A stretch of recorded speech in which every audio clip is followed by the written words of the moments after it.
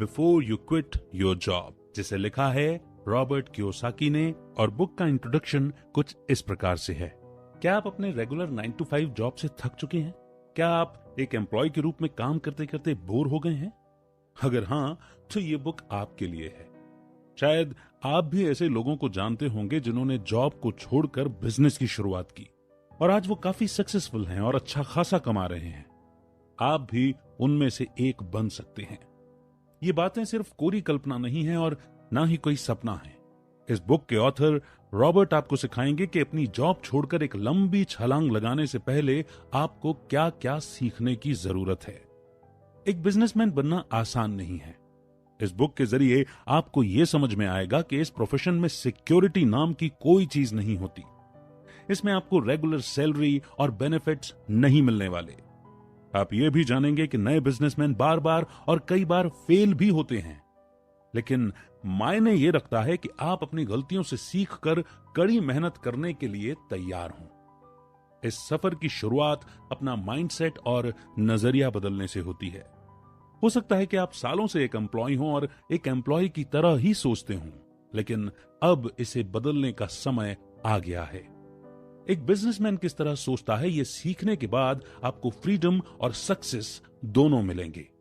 एक successful businessman बनने के लिए यहां कुछ खास लेसन बताए गए हैं। आइए एक एक करके उन्हें समझते हैं। Lesson number 1, what is the difference between an entrepreneur and an employee? Rich dad poor dad एक बहुत ही मशहूर बुक है।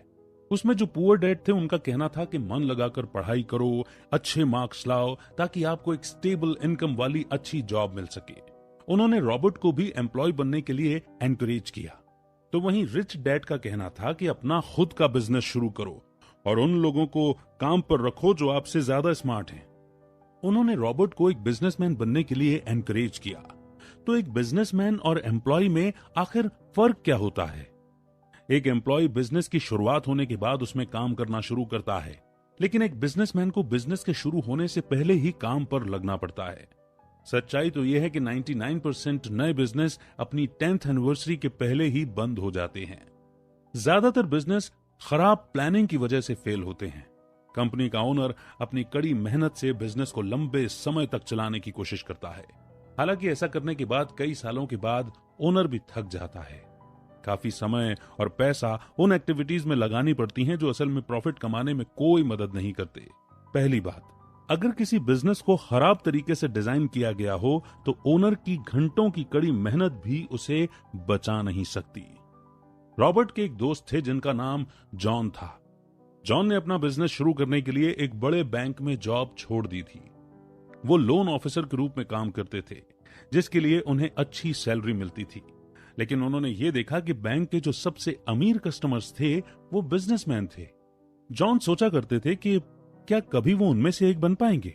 वो एक एम्प्लॉय की तरह नहीं बल्कि एक बॉस बनकर अपने तरीके से काम करना चाहते थे।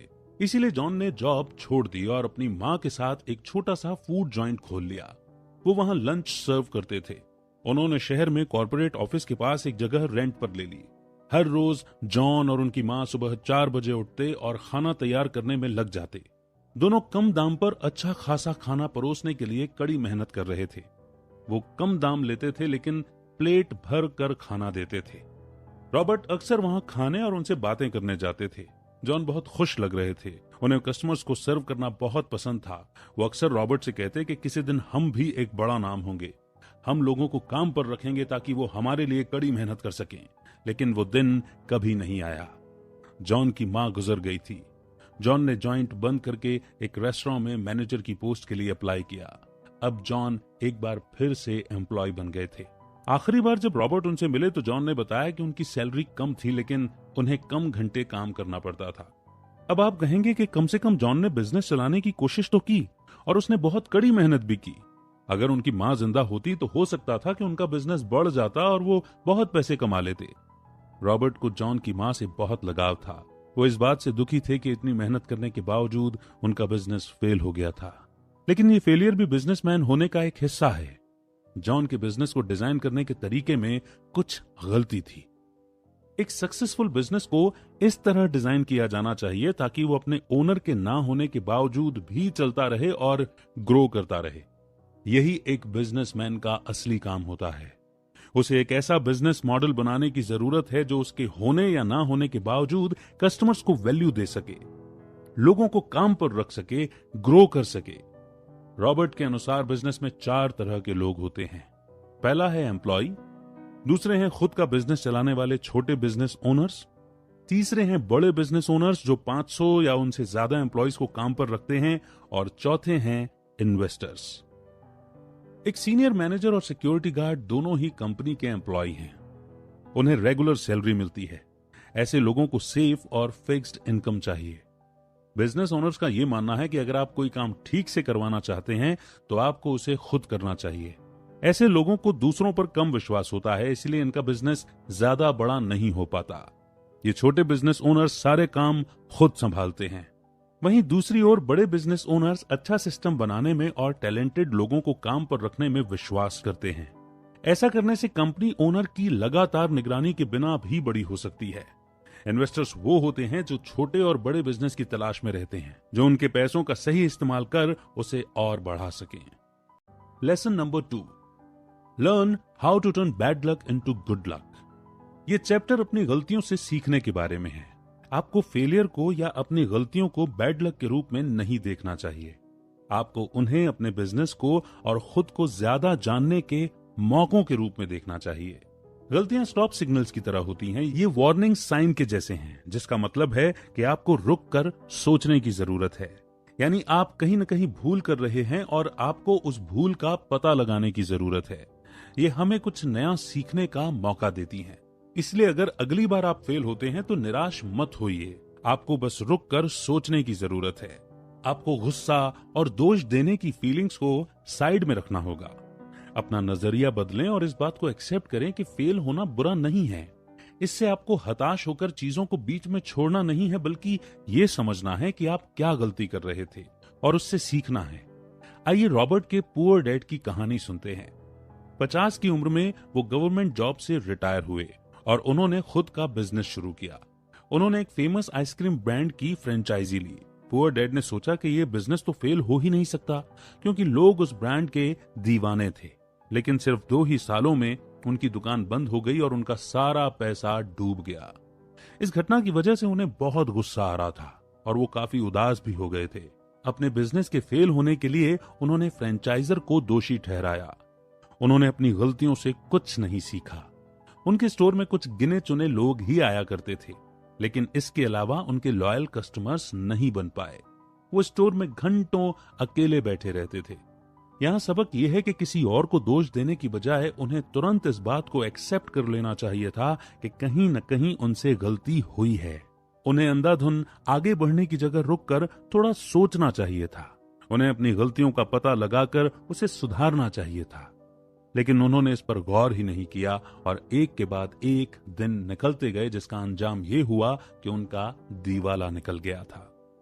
पुअर डैड ने बिजनेस के दौरान अपने स्टाफ को काम से निकाल दिया था ताकि वो कॉस्ट को कम कर सकें और सारा काम खुद करने लगे।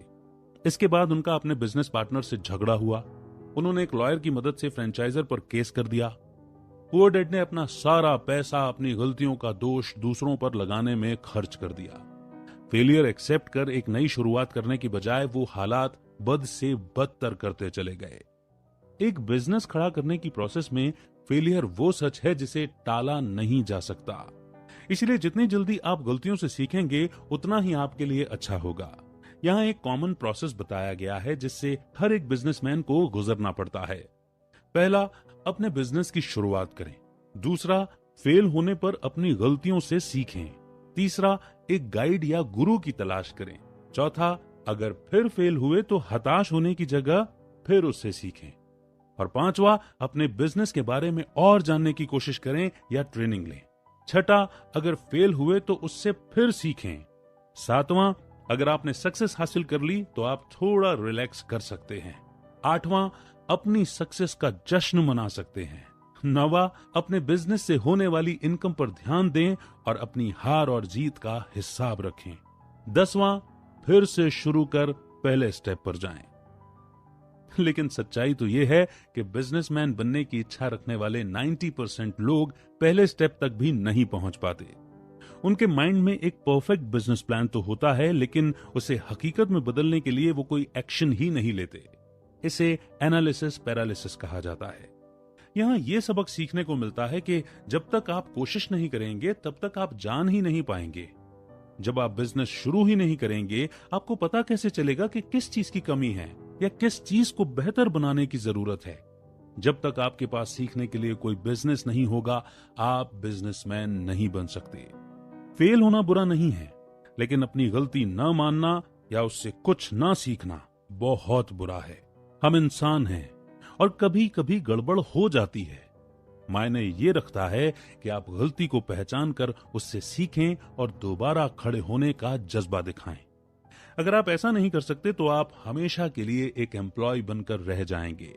फिर आप कभी नहीं जान पाएंगे कि अपना बिजनेस चलाना कैसा लगता है। Lesson number 3, know the difference between your job and your work. एक दिन रिच डैड ने रॉबर्ट से काम और जॉब के बीच के फर्क के बारे में पूछा। सवाल सुनकर रॉबर्ट कंफ्यूज हो गए और उन्होंने कहा, क्या आप एक ही चीज का जिक्र नहीं कर रहे हैं? जॉब का मतलब ही काम होता है ना? रिच डैड मुस्कुराने लगे और कहा, नहीं, दोनों में फर्क है। जॉब वो है जिसके लिए आपको पैसे दिए जाते हैं, लेकिन आपको काम के बदले हमेशा पैसे नहीं मिलते। एग्जाम्पल के लिए पढ़ाई करना, ट्रेनिंग या रिसर्च करना, ये सब काम है।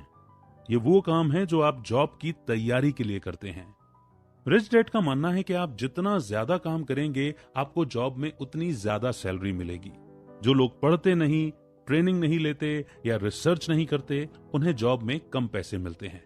ये बात हर जगह लागू होती है, फिर चाहे आप बिजनेसमैन हो या एक एम्प्लॉय। लॉयर्स और डॉक्टर्स को कई साल ट्रेनिंग लेनी पड़ती है। उन्हें कई घंटों तक काम करना पड़ता है, जिसके लिए उन्हें पैसे नहीं दिए जाते। लेकिन ट्रेनिंग खत्म होने के बाद जब वो प्रोफेशनल बन जाते हैं, तब वो पैसे कमाना शुरू करते हैं। और क्योंकि उन्होंने 10 या उससे ज्यादा सालों तक काम किया है, वो अपनी फील्ड में एक्सपर्ट हो जाते हैं, जिसके लिए उन्हें अच्छी खासी फीस मिलना शुरू हो जाती है। यही बात एक बिजनेसमैन पर भी लागू होती है। अगर एक बिजनेसमैन ने तैयारी नहीं की या अपना होमवर्क नहीं किया, तो उसका छोटा सा बिजनेस फेल होना तय है। एक एम्प्लॉय हर काम के बदले में पैसा चाहता है, ये उसका माइंडसेट होता है। जब तक आप इस तरह की सोच रखेंगे, आप कभी भी एक बिजनेसमैन नहीं बन सकते। एम्प्लॉय उम्मीद करते हैं कि उनकी कंपनी उन्हें फ्री में ट्रेनिंग दे। वो उम्मीद करते हैं कि उनके बॉस उन्हें अपनी स्किल को बेहतर करने का मौका देंगे, लेकिन ये सोच बिल्कुल गलत है। एम्प्लॉयज अपना खाली समय अक्सर फिल्में देखने में, गपशप करने में बिता देते हैं। वो अपने फ्री टाइम को कुछ सीखने के लिए यूज नहीं करते। कोई भी आपको एक्स्ट्रा काम के लिए पैसे नहीं देगा, लेकिन इसका फायदा आपको बाद में होगा। अगर आप खुद की नॉलेज बढ़ाएंगे तो आपके पास पैसा कमाने के ज्यादा मौके होंगे। अब आप प्रोफेशनल एथलीट्स को ही ले लीजिए। उन्होंने कई सालों तक फ्री में काम किया। उन्होंने कम उम्र से ही ट्रेनिंग लेना शुरू किया। न जाने वो कितनी बार गिरे, उन्हें कितनी चोटें आईं, लेकिन वो डट कर प्रैक्टिस करते रहे, क्योंकि इन लोगों ने हर डिटेल पर ध्यान दिया, अपने स्किल को इंप्रूव किया। उन्हें नेशनल टीम में जगह मिली और उन्होंने इंटरनेशनल गेम्स जीतकर देश का नाम रोशन किया। क्या आपको लगता है कि जब फेमस रॉक बैंड बीटल्स ने शुरुआत की थी तो उन्हें बहुत पैसे मिलते थे? नहीं, बिल्कुल नहीं। कई सालों तक कोई नहीं जानता था कि बीटल्स कौन थे। वो लिवरपूल के एक नौसिखिया रॉक बैंड थे। बीटल्स ने फेमस होने के पहले कई क्लब्स में पूरी रात परफॉर्म किया है। उनकी रोज की जो टफ ट्रेनिंग थी, उसने उन्हें एक महान और उम्दा आर्टिस्ट बनाया। बीटल्स ने अपना होमवर्क किया और उसी कारण वो इतने सक्सेसफुल हुए। अगर हम पुअर डैड की कहानी के बारे में सोचें तो उन्होंने कोई होमवर्क नहीं किया था, इसीलिए उनका बिजनेस फेल हो गया। रॉबर्ट ने BI ट्रायंगल या बिग बिजनेस इन्वेस्टर ट्रायंगल के बारे में बताया है। अगर आप सक्सेस के शिखर तक पहुंचना चाहते हैं तो आपको 5 फैक्टर्स को ध्यान में रखना होगा। पहला है प्रोडक्ट, दूसरा है लीगल, तीसरा है सिस्टम, चौथा है कम्युनिकेशन और 5वां है कैश फ्लो। BI ट्रायंगल को 5 लेवल में डिवाइड किया गया है। प्रोडक्ट सबसे टॉप पर है और कैश फ्लो सबसे नीचे। इन 5 लेवल्स को ठीक से मैनेज किया जाए तो बिजनेस में तरक्की होना तय है। पुअर डैड का प्रोडक्ट कमाल का था, लेकिन वो कम्युनिकेशन और मार्केटिंग में चूक गए। उन्होंने सोचा कि आइसक्रीम का वो ब्रांड इतना पॉपुलर था कि वो कस्टमर्स को अट्रैक्ट करने के लिए काफी था और उनके बिजनेस के सक्सेसफुल होने की गारंटी थी। असल में पुअर डैड ने एक सस्ती जगह के पुराने शॉपिंग मॉल में अपना स्टोर खोला था। इसके बजाय उन्हें ऐसी जगह रेंट पर लेनी चाहिए थी जहां काफी लोगों का आना जाना लगा रहता है। वो आइसक्रीम का ब्रांड पॉपुलर था, पुअर डैड का स्टोर नहीं। क्योंकि वो एक फ्रेंचाइजी था, पुअर डैड ने 4 फैक्टर्स को पूरा कर लिया था, जो था कैश फ्लो, सिस्टम, लीगल और प्रोडक्ट। लेकिन 5वां फैक्टर कम्युनिकेशन सही नहीं था। पुअर डैड ने फ्रेंचाइजी खरीदने की जल्दबाजी की ताकि उन्हें बिजनेस को नए सिरे से शुरू न करना पड़े। वो एक बने बनाए बिजनेस से प्रॉफिट कमाना चाहते थे। वो फ्री में काम करने के लिए तैयार नहीं थे और उसके कारण वो एक बिजनेसमैन के जॉब में फेल हो गए। उन्होंने अपना सारा पैसा खो दिया और दोबारा एक एम्प्लॉय बन के रह गए। Lesson number 4, success reveals your failures. Businessman बनने के पहले रॉबर्ट जेरोक्स कॉर्पोरेशन में जॉब करते थे।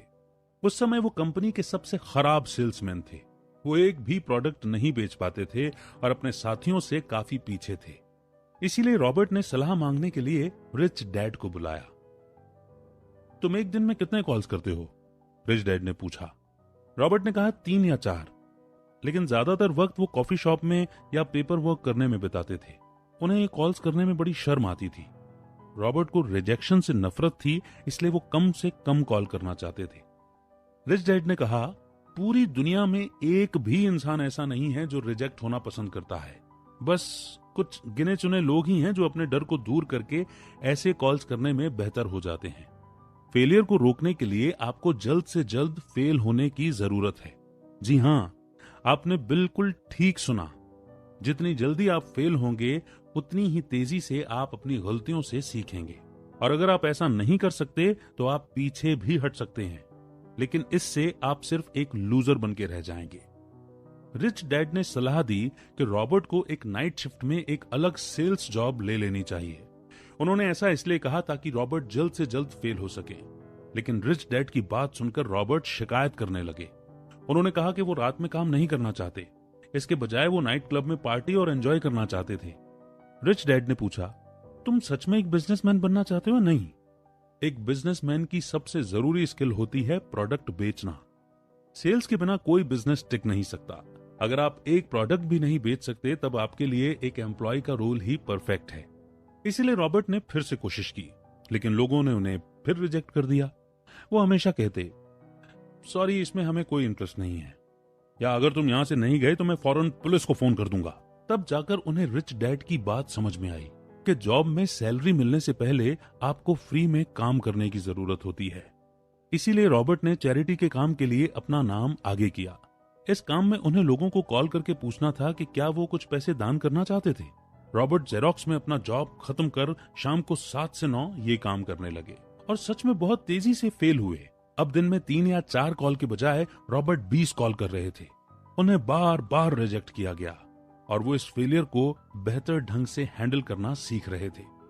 रॉबर्ट धीरे धीरे लोगों से हाँ कहलवाने के लिए सही शब्दों का इस्तेमाल करने लगे। वो ज्यादा अच्छे से बात करना सीख गए थे। इस तरह अपने एक्स्ट्रा काम में वो जितनी तेजी से फेल हुए उतनी ही तेजी से जेरोक्स में अपनी जॉब में कमाने लगे। अब वो सबसे बुरे सेल्समैन नहीं थे। हर बीतते दिन के साथ वो प्रोडक्ट बेचने में और भी बेहतर होते जा रहे थे। जेरोक्स में अपने 4थे साल में वो कंपनी के बेस्ट सेल्समैन बन गए। अब वो बड़ी आसानी से किसी को कुछ भी बेच सकते थे। तब उन्हें एहसास हुआ कि वो अब एक बिजनेसमैन बनने के लिए बिल्कुल तैयार हो गए थे। Lesson number 5, the process is more important than the goal. अब रॉबर्ट ने अपने पहले बिजनेस की शुरुआत की। उनका प्रोडक्ट था नायलॉन सर्फर वॉलेट। ये एक बहुत ही बेहतरीन प्रोडक्ट था। वो और उनके पार्टनर मार्केटिंग करने में उस्ताद थे। आश्चर्य की बात तो देखिए कि जो लड़का एक प्रोडक्ट नहीं बेच पाता था वो खुद का बिजनेस शुरू कर करोड़पति बन गया था। वो यंग थे और अपनी सक्सेस देखकर उनका सिर 7वें आसमान पर पहुंच गया था।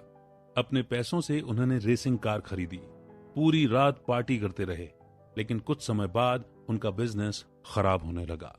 अपने बिजनेस में उन्होंने प्रोडक्ट और कम्युनिकेशन फैक्टर को ठीक से अप्लाई किया था, लेकिन कैश फ्लो, सिस्टम और लीगल में मात खा गए। जब बिजनेस बढ़ने लगा तो रॉबर्ट और उनके पार्टनर इन 3 फैक्टर को संभाल नहीं पाए। इस वजह से उन्हें काफी नुकसान उठाना पड़ा। अब रॉबर्ट ने महसूस किया कि बिजनेस को खराब तरीके से डिजाइन किया गया था, लेकिन कम से कम उन्होंने 6 महीने के लिए करोड़पति होने का एक्सपीरियंस तो किया। यही तो रिच डैड कह रहे थे। ज्यादातर लोगों को जिंदगी में ऐसा मौका नहीं मिलता। ज्यादातर लोग एक जॉब और रेगुलर सैलरी से ही संतुष्ट हो जाते हैं। ऐसे लोगों का समय घर पर या ऑफिस में ही बीत जाता है। रिच डैड ने सिर्फ पैसे या बड़े बंगले और महंगी गाड़ियों के लिए बिजनेस करने का फैसला नहीं किया था। उन्होंने इसे एडवेंचर के लिए किया था। भले ही वो कई बार फेल हुए, लेकिन रिच डैड को कभी भी उन एक्सपीरियंस के लिए पछतावा नहीं हुआ। जिस समय उन्होंने सक्सेस का स्वाद चखा वो उनकी लाइफ का सबसे बेस्ट टाइम था। उन्होंने रॉबर्ट से कहा कि गोल से ज्यादा वहां तक पहुंचने का प्रोसेस इंपॉर्टेंट होता है। फेलियर आपको याद दिलाते हैं कि आपसे कहीं न कहीं कोई चूक हो रही है। आपको हमेशा सीखते रहने की जरूरत है ताकि आप सक्सेस की ओर बढ़ सकें। रिच डैड ने समझाया कि रॉबर्ट ने लाखों तो कमा ही लिए थे, जिसका मतलब था कि वो सही रास्ते पर थे। उन्हें बस इम्प्रूव करते रहने की जरूरत थी ताकि बिजनेस बढ़ता रहे। कई सालों बाद जब रॉबर्ट पीछे मुड़कर अपने करियर को देखते हैं तो सोचते हैं कि कैसे वो सैलरी कमाने वाले से मल्टी मिलियनियर बन गए थे। उन्होंने महसूस किया कि पिछले 30 सालों में उन्हें बिजनेस के 3 प्रोसेस से होकर गुजरना पड़ा। पहला था लर्निंग प्रोसेस, दूसरा था अर्निंग प्रोसेस और तीसरा था गिविंग बैक यानी कि वापस देने का प्रोसेस। 1974 से 1984 तक रॉबर्ट ने एक बिजनेसमैन बनने का तरीका सीखा। तब उनका बिजनेस फेमस रॉक बैंड के लिए नायलॉन सर्फर वॉलेट और दूसरे प्रोडक्ट बनाता था। इन 10 सालों में उन्होंने BI ट्रायंगल को अच्छे से मैनेज करना सीख लिया था। जैसा कि हमने पहले सीखा था, ये बिजनेस के 5 लेवल्स के बारे में है, जो है प्रोडक्ट, सिस्टम, लीगल, कम्युनिकेशन और कैश फ्लो। 1984 से 1994 तक रॉबर्ट ने बहुत पैसा कमाना शुरू किया। उन्होंने अपनी गलतियों से सीखा और आखिरकार सक्सेस हासिल की।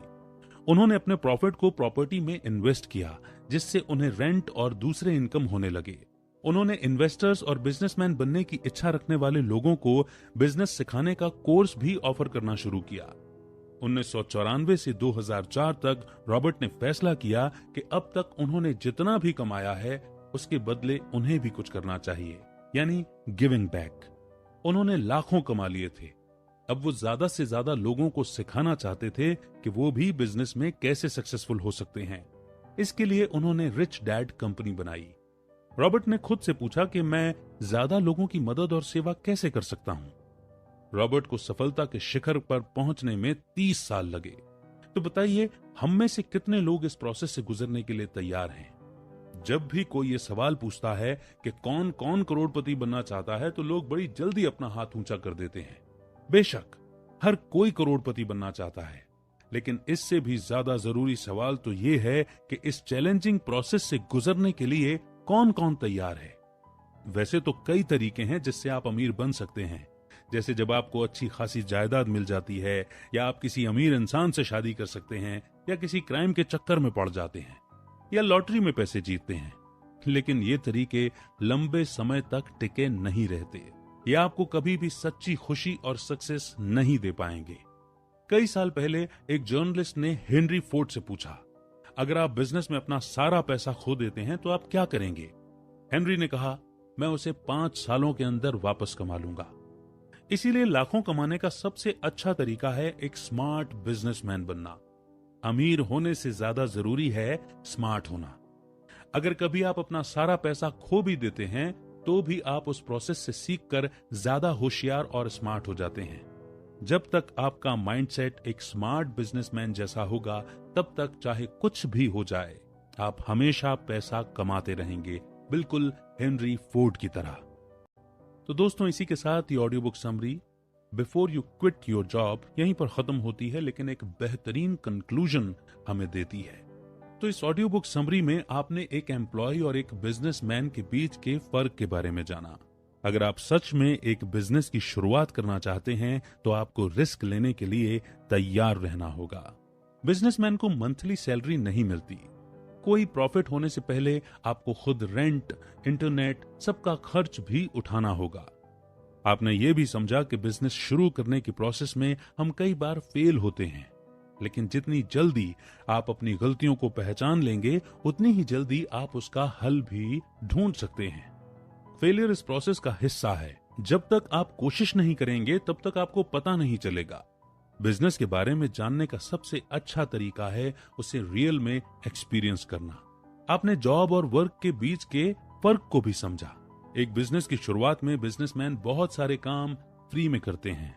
कभी कभी उन्हें प्रॉफिट कमाने के लिए लंबे समय तक इंतजार करना पड़ता है, लेकिन याद रखें कि अगर आप डटकर काम करते रहे, सीखते रहे और खुद को इम्प्रूव करते रहे तो आपको उसका बहुत अच्छा रिजल्ट मिलेगा। आप जितनी बार फेल होंगे, आपको सक्सेसफुल होने के लिए उतने ही ज्यादा मौके मिलते रहेंगे। फेल होने से आपको पता चल जाएगा कि क्या काम करता है और क्या नहीं। इस तरह आप एक स्मार्ट बिजनेसमैन बनते हैं। आपने ये भी जाना कि गोल से ज्यादा इंपॉर्टेंट उस तक पहुंचने का पूरा प्रोसेस होता है। आजकल लोगों को हर चीज इंस्टेंट चाहिए, जैसे इंस्टेंट नूडल और इंस्टेंट प्यार, इंस्टेंट बहुत सारा पैसा। लेकिन रियल लाइफ में इंस्टेंट कुछ नहीं मिल सकता, खासकर सक्सेस तो बिल्कुल भी नहीं। जो सक्सेस इंस्टेंट मिलती है वो उतनी ही जल्द खत्म भी हो जाती है। लंबी सक्सेस पाने के लिए चैलेंजेस का सामना करना पड़ता है और खूब सारा पैसा कमाना पड़ता है। एक बिजनेसमैन की जर्नी बहुत एडवेंचरस होती है। बिजनेस करना कोई आसान काम नहीं है, लेकिन अगर आपने अपना होमवर्क कर सब कुछ स्मार्टली हैंडल कर लिया तो आपको कमाल के रिजल्ट्स मिलते हैं। बिजनेसमैन का मतलब एक सेलिब्रिटी होना, एक बंगला या लग्जरी कार खरीदना नहीं होता। बिजनेसमैन होने का मतलब है एक पर्पस होना और चीजों को अपनी तरीके से करने की फ्रीडम होना। अगर आपके पास एक खास पर्पस है जो आपकी इच्छाओं से भी बड़ा है तो आप एक्स्ट्राऑर्डिनरी सक्सेस हासिल करेंगे।